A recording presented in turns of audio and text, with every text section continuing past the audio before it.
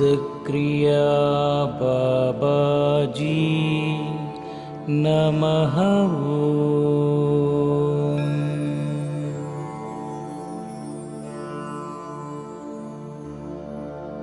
ओम सिद्धक्रिया बाबाजी नमः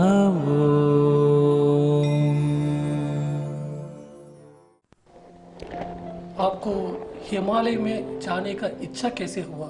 हिमालय कैसे अट्रैक्ट किया आपको? बहुत इंटरेस्ट है हिमालय। कहीं भी मैं बचपन में ज़्यादातर हिंदी नहीं आता था, लेकिन हिंदी फिल्म देखता था।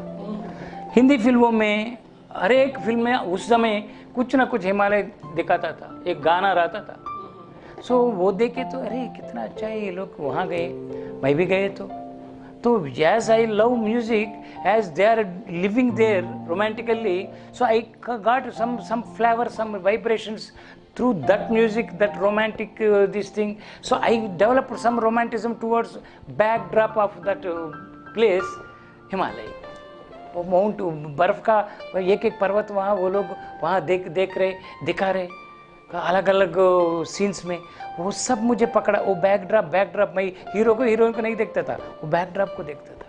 ऐसा कुछ तो ये भी पूर्वजन्म का होंगे। नहीं तो बहुत लोगों को पसंद होता है, सूर्य भगवान का कुछ लोग पसंद करते, चंद्रमा को पसंद करते, लेकिन मुझे हिमालय का पर्वत, कहीं भी हिमालय देखे तो कभी ना कभी जाना बोल के इच्छा रहता था।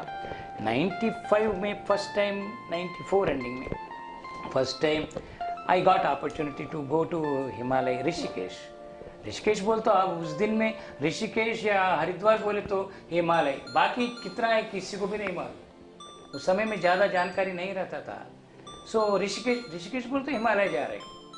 उस समय में ऋषिकेश भी ऐसा रहता था। आज का समय में ऋषिकेश अलग हो गया, लेकिन उस समय में ऋषिकेश में कितना सुंदर था।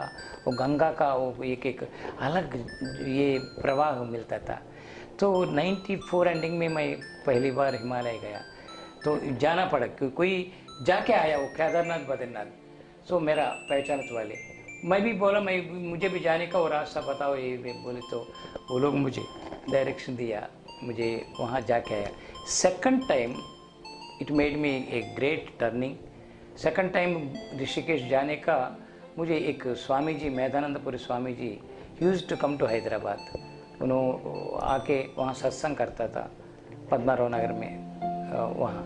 सो उनके साथ मैं देख के उन्होंने मुझे बुलाया, तो उनके साथ मेरा रिश्ता, मैं वही बोल रहा हूँ। टर्निंग टाइम पूछा अभी तुम लोग, मेरा टर्निंग टाइम उनके साथ मैं रामकृष्ण मठ में जिया। मैं उनके साथ, मैं छोटा बच्चा था, उन्होंने एक युवक था माधवराव, उनका नाम माधवराव जी। तो ऐसा हम दोनों का बीच में एक रिश्ता वहाँ। लेकिन बाद में क्या हुआ, बहुत सालों के बाद स्वामी जी बन के वो मैदानपुरी जी मिले, तो आप वो है, मैं वही वो बच्चा हूँ। ऐसा इंट्रोडक्शन होने के बाद मेरा लाइफ टर्न हो गया। दोनों आ जाओ ऋषिकेश बोला। सो ये ऋषिकेश ऐसा हिमालय में कदम उनके तरफ से मुझे हुआ है। ऐसा लगता है कि यही पिछले जन्म का कहीं वो जो प्रभाव है आपके जन्म में उस तरफ खींचा गया, हिमालय में खींचा गया। और ये आपका लाइफ का पर्पस है कि इस जन्म में आप एक संत के रूप में आके सब लोगों को आपका ज्ञान और ध्यान सबको बांटे। I completely trust, not believing, I trust every moment। ये दो व्यक्तियों का मिलन हुआ तो वो दोनों के बीच में कुछ ना कुछ पूर्वजन्म का और वो खुद का भाग्य रहता है, नहीं तो नहीं मिलते मुझे। वैसे ही मेरा जीवन में हर एक चीज़, बहुत लोग मिला, बहुत रिश्ते भी मिला, लेकिन कट भी हो गया। एक फटाफट अपने आप चलते रहा। So I 100% believe all the relationship which we are experiencing, they are just they come like that and go like that. So we should not worry if they go. We should not think something if we are living that. इसलिए मेरे जीवन में आज मैं अकेला हो गया। कितना लोग मुझे, कितना रिश्तेदार हैं, कितना दोस्त हैं। फिल्म लाइन में काम किया, टीवी मीडिया में काम किया, जर्नलिज्म करके प्रिंट मीडिया में काम किया। कितना दोस्त है, famous writers are many writers, I know them, they offered me many things.